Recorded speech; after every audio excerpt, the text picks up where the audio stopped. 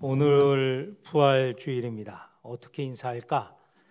우리가 늘 하는 인사로 하겠습니다. 어떻게 하냐면 지금 여기 기준으로 해서 이쪽 편으로 나누어서 이쪽 편에서 먼저 예수님 부활하셨습니다 하면 이쪽에서는 참으로 부활하셨습니다. 그리고 반대로 또 이쪽 편에서 먼저 예수님 부활하셨습니다 하면 또 이쪽 편에서는 참으로 부활하셨습니다. 그런데 절 쳐다보지 마시고 상대편 이쪽을 쳐다보면서 인사하겠습니다. 먼저 인사하겠습니다.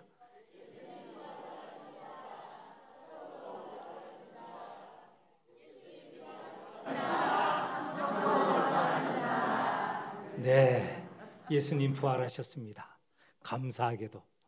네. 지난 한 주 동안 고난주간에 특별 새벽 기도회를 통하여서 십자가에 달리신 예수께서 7가지 말씀을 하셨습니다. 그 말씀은 다 우리에게 사랑의 말씀이고 생명의 말씀이십니다. 이 말씀을 하신 후에 돌아가셨습니다. 분명히 돌아가셨습니다. 아버지여, 내 영혼을 아버지 손에 부탁하나이다 하고 숨을 거두셨습니다. 그냥 가상으로 돌아가신 게 아니고 실제로 돌아가셨습니다. 그리고 무덤에 안치되셨고 오늘 새벽 부활하셨습니다. 그것을 우리가 모여서 찬양하고 감사하고 있는 것 아닙니까? 그런데 여기서 부활의 주님을 나는 어떻게 알고 믿느냐라는 고민을 가진 분이 있을 것입니다. 부활의 주님을 어떻게 내가 믿고 있지라는 생각을 가진 분이 있다는 것입니다. 그분들을 위해서 오늘 본문은 우리에게 귀한 안내가 될 것입니다. 유대인들이 죽으면 그 시신을 안치하고 그 다음에 그 시신에 기름을 바르는 그런 의식이 있었습니다. 예수님이 돌아가시고 그 육신을 무덤에 안치하고 이제 그 육신에 기름을 바르는 날이 되었습니다. 새벽에 막달라 마리아와 또 여성이 예수님께서 안치된 무덤으로 찾아갔습니다. 기름을 바르기 위해서 갔죠. 그런데 오늘 본문 20장 1절 2절에 보면 거기에서 무덤이 열려 있고 그리고 그 안에 있어야 할 예수님의 죽은 몸, 시신이 없었습니다. 얼마나 두렵고 황당했겠습니까? 그래서 그 두 여자는 제자들이 있는 곳으로 달려갔습니다. 베드로와 예수님의 사랑을 받는 제자들에게 시신이 없어졌습니다. 이렇게 아뢰었습니다. 그 이야기를 듣고 베드로와 제자 그리고 그들이 앞서 달려나갔고 이 여성들이 뒤따라 달려갔죠. 두 제자가 무덤에 이르렀습니다. 그들 역시 무덤 안으로 들어가 시신을 확인했는데 거기에 시신이 없었습니다. 그리고는 그냥 돌아갔습니다. 뒤따라오던 두 여자도 그 무덤에 도착했고 다른 제자들 갔지만 두 여자는 그 무덤에 그대로 머물렀습니다. 도대체 선생님의 시신이 어디로 갔는가? 오늘날 우리에게도 그 무덤에는 시신이 안치되어 있죠. 무덤을 훼손하거나 시신을 훼손하는 일은 두려운 일이고 하지 못할 일들이죠. 2000년 전 예수님 시대, 이 시대 마찬가지입니다. 무덤 그리고 시신을 함부로 훼손할 수 없는 것이죠. 그들은 가족의 무덤을 좀 있는 사람들은 만들었습니다. 그래서 한 사람이 돌아가면 무덤 안에 안치하고 육신은 썩어 뼈만 남으면 그걸 수습해서 그 조상들이 있는 뼈를 안치한 곳 옆에 또 안치하고 또 후손들도 그 옆에 안치하고 하는 가족 무덤이 있었습니다. 이렇게 시신을, 무덤을 중요하게 생각하고 있었죠. 그런데 자신들이 따르던 예수님, 선생님의 시신이 없어진 거예요. 막달라 마리아와 이 여자는 얼마나 마음이 아팠겠습니까? 오늘 우리가 읽은 본문 11절에 보면 마리아는 무덤 밖에서 울고 있었습니다. 그리고 그 무덤 안에 아마도 기척이 있어서 들어가 보았는데 거기에 두 사람이 있는 것을 보았습니다. 우리는 이 본문을 알고 있죠. 그래서 지금 이 안의 상황을 분명히 잘 알고 있어요. 매년 부활절 때마다 듣는 본문이고 읽는 본문이기 때문에 우리는 훤히 알고 있어요. 아, 저 마리아는 왜 모르지? 이런 생각을 갖고 이 본문을 읽고 있지만 첫 부활의 사건, 그때의 마리아는 선생님이 부활한다는 것을 믿지 못하고 알고 있지 못하였던 것입니다. 막달라 마리아만 그렇겠습니까? 다른 12제자도 마찬가지입니다. 예수님께서 여러 차례 말씀하셨어요. 내가 고난을 받지만 부활할 것이다. 다시 살아나갈 것이다. 그런데 제자들은 그것을 믿지 못하는 것이에요. 죽는 것은 알지만, 모든 사람이 죽는다는 것은 이해하지만 어떻게 죽은 사람이 살아날 것인가? 보지 못했기 때문에 믿지 못하는 것이고, 예수님이 부활하셨지만 그것은 그들은 이해하지 못하였던 것이죠. 막달라 마리아 마찬가지입니다. 두 사람이 누구입니까? 흰옷 입은 천사라고 했습니다. 천사들이 있는데도 불구하고 이 두 여자 마리아는 알아채지 못하였습니다. 그 무덤 안에서도 울고 있으니 천사들이 묻습니다. 왜 너는 이렇게 우느냐? 마리아가 답을 하죠. 사람들이 선생님의 시신을 어디라 옮겨 두었는지 이 자리에 선생님의 시신이 없습니다. 이러는 대화 가운데 또 한 분이 그 가운데 그 뒤에 있었습니다. 우리는 이 본문을 읽고 있기 때문에 이분이 예수 그리스도인 걸 알고 있죠. 부활하신 예수 그리스도임을 알고 있습니다. 그러나 첫 번째 이 부활이 일어난 날 마리아는 그렇게 자기의 뒤에 서 있는 분이 누군지 몰랐습니다. 어떻게 생각했느냐? 이 사람은 아마도 이 무덤이 있는 이 공원을 지키는 공원지기이다, 동산지기이다, 이렇게 생각을 하고 있었던 것이죠. 그래서 그에게 묻습니다. 예수님께서 먼저 마리아에게 묻습니다. 여자여 어찌하여 울며 누구를 찾느냐? 이 물음에 마리아는 동산지기인 줄 알고 그에게 묻고 답하고 묻습니다. 여기에 선생님의 시신이 있어야 되는데 지금 이 자리에 없습니다. 당신은 알지 못합니까? 알려주시면 내가 그 시신을 가져가겠습니다. 지금까지 말씀드린 것, 마리아는 예수님의 시신에 기름을 바르기 위하여서 아침 일찍 동이 트기 전에 무덤까지 왔습니다. 그런데 그 무덤에는 선생님의 시신이 없는 거예요. 이 황당하고 이 두려운 사실에 그는 울고 있을 수밖에 없습니다. 그런데 여기서 놀라운 목소리가 들립니다. 마리아야, 듣던 목소리입니다. 지난 3년간 막달라 마리아, 그의 이름을 주님은 얼마나 여러 차례 부르셨을까요? 사랑의 음성으로, 이해의 음성으로, 그리고 그에게 확신의 음성으로 그 이름을 부르셨습니다. 마리아야, 마리아야, 나와 함께 하자.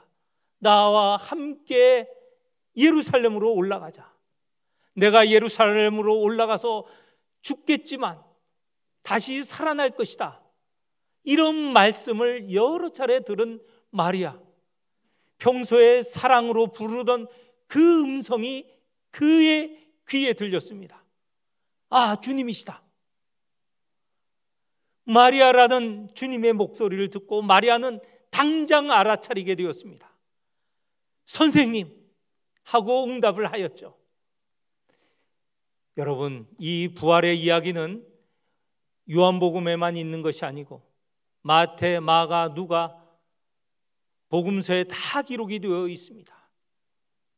거기에도 처음에는 제자들이, 또 여자들이 부활하신 예수님을 알아차리지 못했습니다. 어떻게 그들이 부활하신 예수님을 알게 되었을까? 오늘 여기서는, 요한복음에서는 그 목소리를 듣고 그 부르시는 이름을 듣고 알게 되었는데 복음서마다 조금씩 다릅니다. 마태복음에서는요, 예수님께서 마리아에게 나타나셔서 평안하냐 이렇게 물으셨다고 하였습니다. 평안하냐. 요한복음에도 예수님께서 제자들에게 나타나실 때 그들에게 이런 말씀, 처음 하신 말씀이 무엇입니까? 너에게 평안이 있을지어다.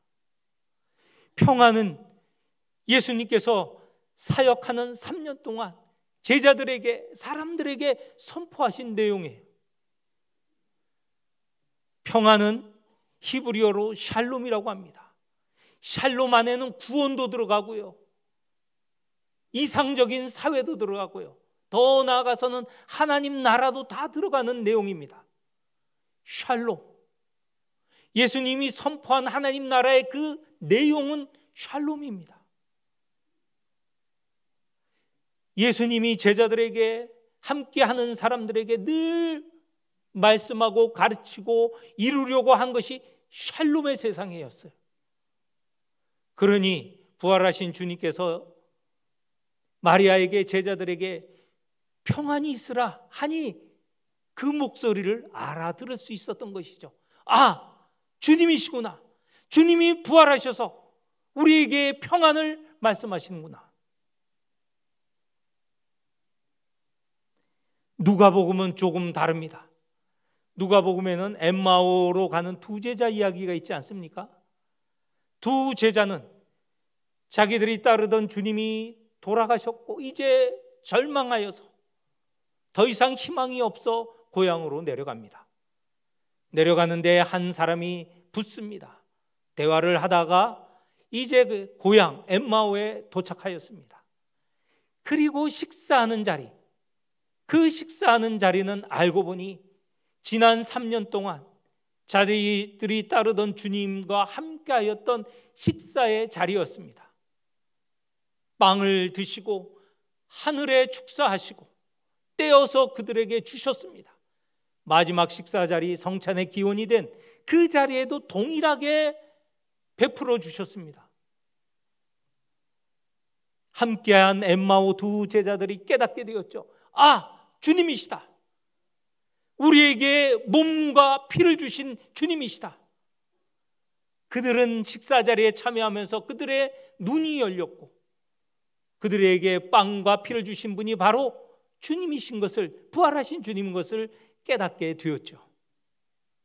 이렇게 복음서마다 다 부활하신 주님이 제자들에게, 여인들에게 나타나셔서 나는 다시 살아났다, 부활하였다 라는 것을 보여주시고 말씀하여 주시고 그리고 선포하셨습니다.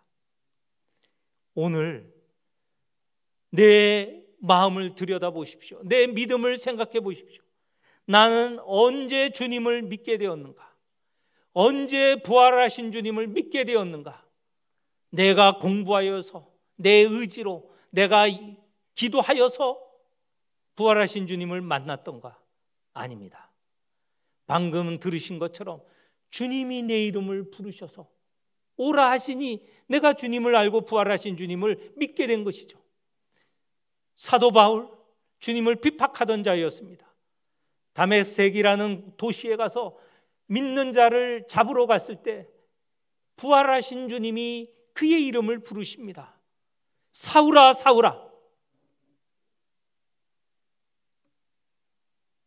나중에 바울이 된 사울은 누가 부르는지 모르고, 누구십니까? 내가 핍박한 예수다. 부활하신 주님이 그의 이름을 부르면서